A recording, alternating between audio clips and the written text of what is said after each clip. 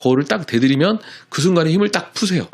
자연스러운 게 최고다. 미용시술 10년차 아름쌤입니다. 오늘은 턱끝 필러, 무턱 필러가 잘 안 어울릴 얼굴에 대해서 얘기를 해볼까 합니다. 자, 첫 번째, 얼굴이 긴 사람이에요. 자, 얼굴이 긴 사람은 더 길게 하면 당연히 안 예쁘겠죠. 턱끝이 후퇴했더라도 마찬가지예요. 이런 분들은 이미 하관의 길이가 긴 경우도 많고, 사실 턱끝이 돌출이 충분한 경우가 많아요. 약간 북방계 얼굴형이 많고요. 자, 북방계, 남방계 얼굴형은 아까 전 영상에서 소개를 했고, 인터넷에 검색해보면 많이 나옵니다. 이런 분들은 사실 원래부터 안 하고 싶은 경우가 많아요. 그래서 다음으로 넘어갑니다. 패스! 아차. 사실 얼굴이 기신 분들은 앞쪽으로만, 길이는 더 이상 길어지지 않고 앞으로만 더 하고 싶다 이런 분들도 많이 있어요. 그런데 하다 보면 조금이라도 얼굴이 길어지게 되더라고요. 솔직히 이건 제 한계일 수도 있어요. 인정합니다. 그런데 이제 제가 턱끝 필러에 굉장히 집착을 하는 편인데 이 부분만큼은 한계가 있어요. 자, 다만 턱끝이 후퇴되어 있으신 분들은 이런 습관이 있어요. 턱끝에 힘을 주시는 거예요. 제가 흉내를 내볼게요.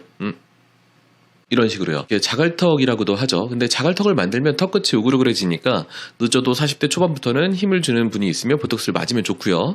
그렇지 않아도 어리신 분들 중에서 턱끝에 이렇게 힘을 주면 턱이 후퇴되어 보여요. 제가 다시 한번 해볼게요. 보이나요? 턱 끝에 힘을 주면 턱이 짧아 보여요. 턱이 짧아 보이면 어떻게 된다? 입이 나와 보이고 아래 턱살이 더 느슨해 보이고 옆 턱 라인이 짧아지면서 여기도 두둑해 보여요. 다시 한번 해볼게요.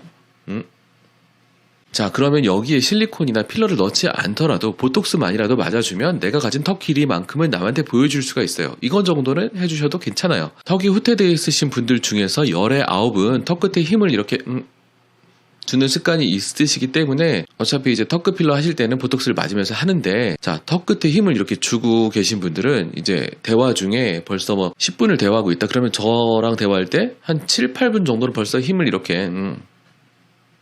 주고 계신 경우가 많은데, 정말 재밌는 것은 힘을 이렇게 계속 주고 계시다가도 또는 10분 중에 거의 10분 내내 또는 9분, 8분, 9분 동안 힘을 이렇게 주시다가도 제가 이제 이렇게 힘을 주시잖아요 라고 거울을 딱 대드리면 그 순간에 힘을 딱 푸세요. 뭐 언제 그러냐는 듯이 0.5초 만에 힘을 딱 빼시는 거예요. 그래서 스스로는 내가 이거 힘을 주고 있는지 안 주고 있는지 발견하기가 굉장히 어려워요. 힘을 주는 것 같다 싶으시면 주변 분들한테 이걸 봐달라고, 내가 힘을 주는 습관이 있느냐 없느냐라고 좀 봐달라고 하는 게 좋겠어요.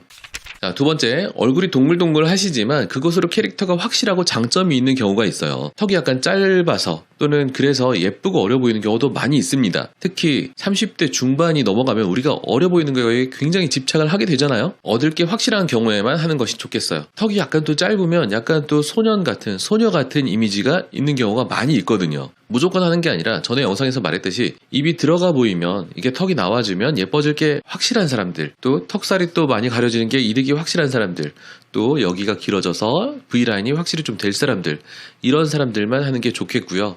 또 약간 짧아서 소녀 같은 이미지가 또 이 사람한테 특별히 잘 어울릴 사람들한테는 안 하는 게 좋아요. 애초에 또 얼굴이 말라서 뭐 이렇게 턱 밑살이 많지 않다든지, 또 뭐 처짐이 적어서 이 살이 원래 좀 두둑하지 않다든지, 이런 사람들은 뭐 꼭 필요하지 않을 수 있겠죠.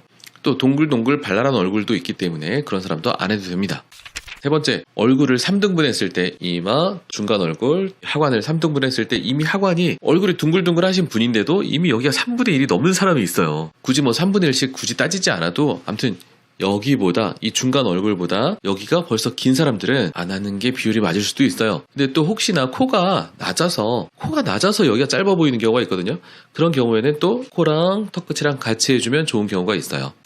자, 네 번째, 턱끝에 상처가 있는 사람 좀 어려운 경우가 많아요. 턱끝에 자기도 모르는 가운데 상처가 있는 경우가 많이 있습니다. 제가 필러할 때 제일 싫어하는 거 뭐라고 했는지 기억나시는 분 있으세요? 유착이 있는 경우가 제일 힘들고 어려워요. 흉살들이죠. 턱끝에 왜 흉살들이냐 하시겠지만 의외로 여기 턱끝에 흉터가 있는 경우가 많아요. 임상적으로는 흉터가 얼굴 중에 제일 많은 데가 여기가 아닌가 싶어요. 제가 이제 미리 여쭤보죠. 턱끝에 뭐 상처 같은 거 없으시죠? 네, 이렇게 하시는데 나중에 보면 턱끝에 상처가 있는 경우가 종종 있어요. 어렸을 때 걸음마 같은 거 다 다쳤을 수도 있고, 또 뭐 초등학교 때 열심히 달리다가 넘어져서 다쳤을 수도 있고 그런 것 같습니다. 그래도 턱 밑이니까 내가 뭐 볼 일이 많지가 않아요. 여기 내 밑에 볼 수 없잖아요. 그리고 턱 끝에 뭐 사진 찍어보는 사람도 별로 없고요.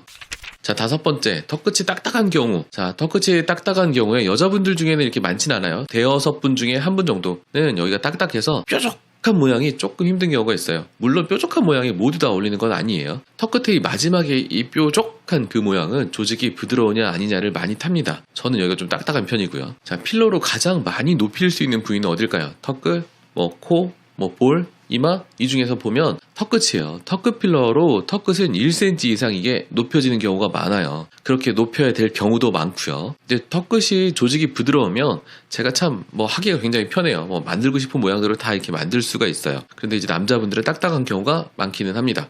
근데 또 나름 뭐 괜찮아요. 남자들은 이렇게 뭐 뾰족하게 하진 않을 거 아니에요. 남자들은 이렇게 뾰족한 걸 원하는 경우가 많지가 않잖아요. 자, 여자분들 중에 대여섯 분 중에 한 분 정도는 이제 좀 딱딱해서 이렇게 뾰족한 모양이 약간 아쉬운 경우가 있습니다. 근데 우리가 항상 뭐 이렇게 뾰족해야 되느냐? 뭐 그런 건 아니니까. 하지만 이제 뾰족한 게 어울리는 분도 있는데 약간 아쉬운 경우가 있다는 거죠. 좋아요, 구독, 인스타, 알림 설정까지 부탁해요. 1분 근황입니다. 제가 지난주 일요일에 코엑스에서 열린 아시아 국제 미용의학 포럼에서 발표를 했는데요. 그날 유튜브 영상에 댓글이 달린 거예요. 원장님, 오늘 학회에서 강의 잘 들었습니다. 흐흐. 실제로도 목소리가 너무 좋으셔서 집중이 잘 됐어요. 아, 예, 목소리 칭찬 감사합니다. 아, 그런데 다른 의사 선생님들이 제 영상을 본다고 생각하니까 왠지 모르게 참 부끄럽다는 생각이 듭니다. 앞으로 더욱더 신중하고 정확한 정보를 전달하기 위해서 힘쓰겠습니다.